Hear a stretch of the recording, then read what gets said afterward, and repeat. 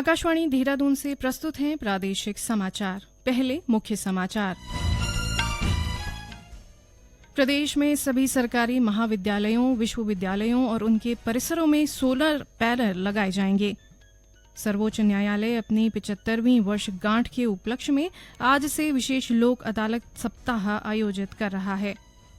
गढ़वाल मंडल के आयुक्त विनय शंकर पांडे आज बूढ़ा केदार क्षेत्र के आपदा प्रभावित गांवों के दौरे पर हैं। और प्रदेश में कांवड़ यात्रा सुचारू रूप से जारी, शिव मंदिरों में जलाभिषेक के लिए उमड़ रही श्रद्धालुओं की भीड़।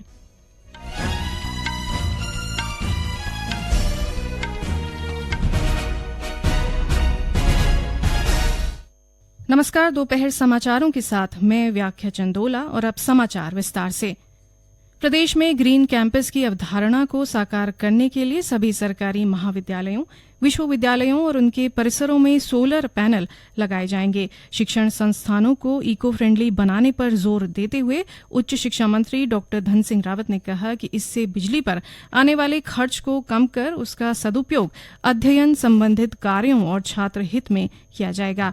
देहरादून में उच्च शिक्षा विभाग की समीक्षा बैठक में डॉक्टर रावत ने अधिकारियों को उच्च शिक्षण संस्थानों का शीघ्र सर्वेक्षण कर विस्तृत कार्य योजना तैयार करने के निर्देश दिए। साथ ही डॉक्टर रावत ने समर्थ पोर्टल के माध्यम से स्नातक और परास्नातक कक्षाओं में प्रवेश को लेकर आ रही व्यवहारिक कठिनाइयों का शीघ्र समाधान करने की बात कही।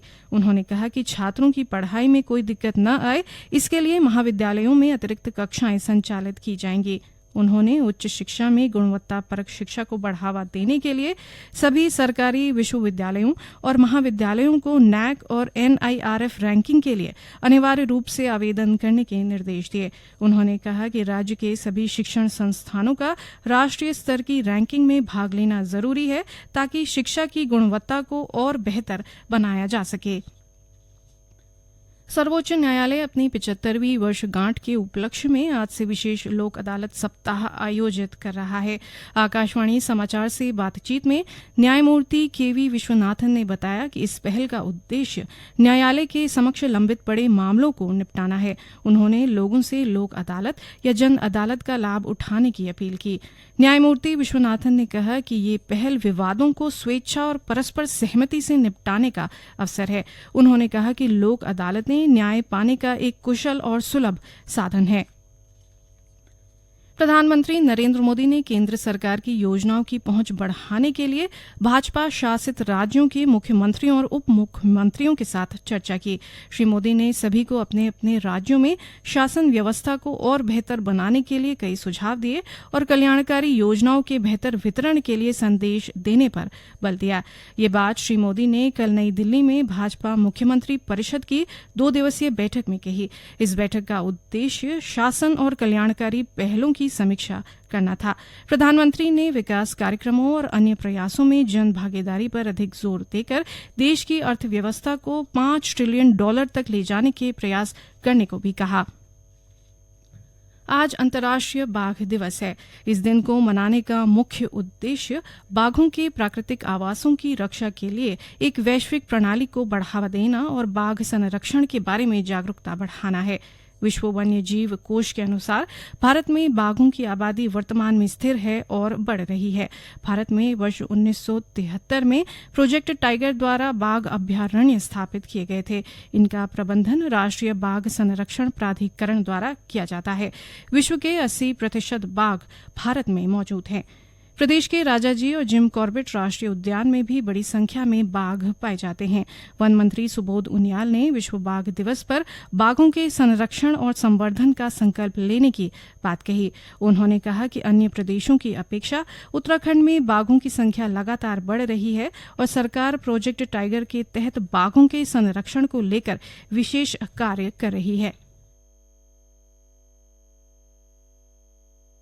नेशनल पार्क दुनिया का ऐसा अकेला पार्क है जो घनत्व के हिसाब से आप देखेंगे तो बाघों की संख्या सबसे ज्यादा, और जिस तरह की पूरी दुनिया में सबसे ज्यादा जो संख्या है टाइगर्स की वो हिंदुस्तान में है। तो हम लोगों के लिए उपलब्धि भी है और गर्व की बात भी है। नेशनल टेस्टिंग एजेंसी एनटीए ने सामान्य विश्वविद्यालय प्रवेश परीक्षा CUET UG 2024 के परिणाम घोषणा कर दी है। ये प्रवेश परीक्षा 14,99,000 से अधिक पंजीकृत अभ्यर्थियों के लिए कराई गई थी। इन अभ्यर्थियों ने 283 केंद्रों और राज्यों में विभिन्न विषयों के संयोजन के लिए आवेदन किया था। इनमें से कुछ अन्य अभ्यर्थी शैक्षणिक सत्र 2024-25 के लिए विश्वविद्यालयों और संस्थानों में अध्ययन कर रही हैं। ये परीक्षा 15 मई से 29 मई के बीच भारत के बाहर 26 शहरों सहित 379 शहरों में स्थित विभिन्न केंद्रों में आयोजित की गई थी। एनटीए के अनुसार इन अभ्यर्थियों के परिणाम विश्वविद्यालयों के साथ साझा किए जाने की प्रक्रिया में है।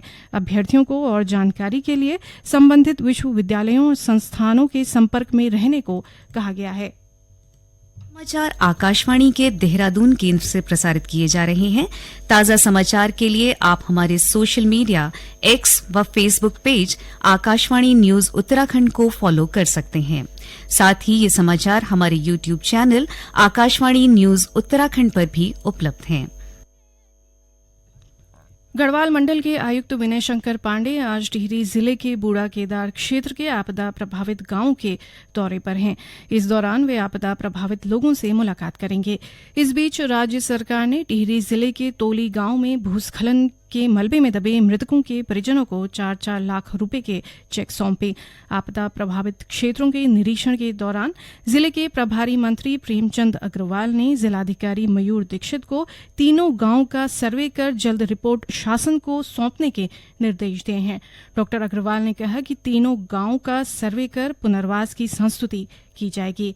इस मौके पर जिलाधिकारी ने कहा कि राजस्व उप निरीक्षक आपदा प्रभावित गांवों में हुए नुकसान का आकलन तैयार कर रहे हैं और आकलन के बाद प्रभावित लोगों को नुकसान का मुआवजा दिया जाएगा। उन्होंने बताया कि भिगुन, टोली और तिनगढ़ गांव में बादल फटने के बाद भूस्खलन से आए मलबे को साफ किया जा रहा है और जल्द ही क्षेत्र में बिजली और पानी की आपूर्ति भी बहाल कर दी जाएगी।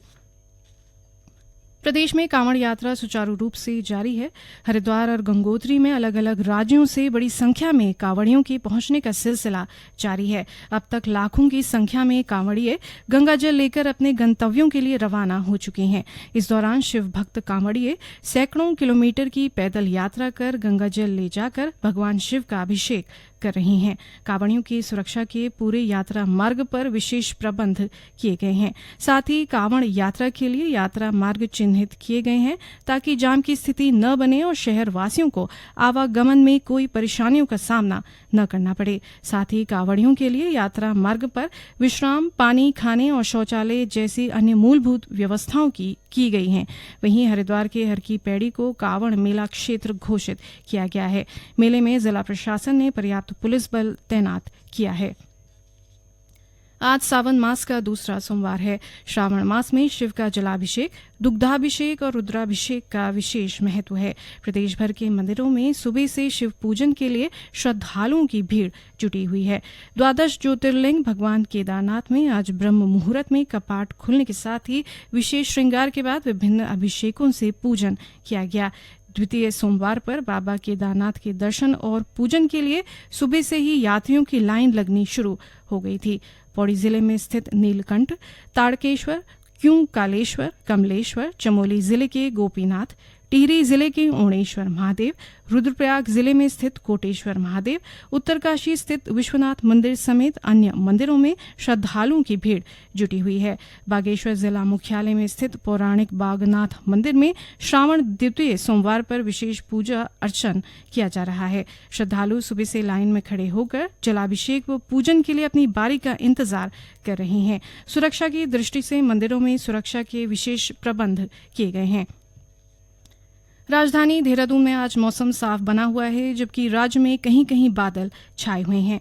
इस बीच मौसम विभाग ने 29 जुलाई तक देहरादून, पौड़ी, चंपावत, नैनीताल और उधम सिंह नगर जिले के कुछ हिस्सों में तेज बारिश की संभावना जताई है। विभाग ने इन जिलों में बारिश का येलो अलर्ट जारी किया है।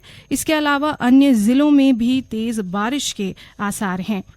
अंत में मुख्य समाचार एक बार फिर।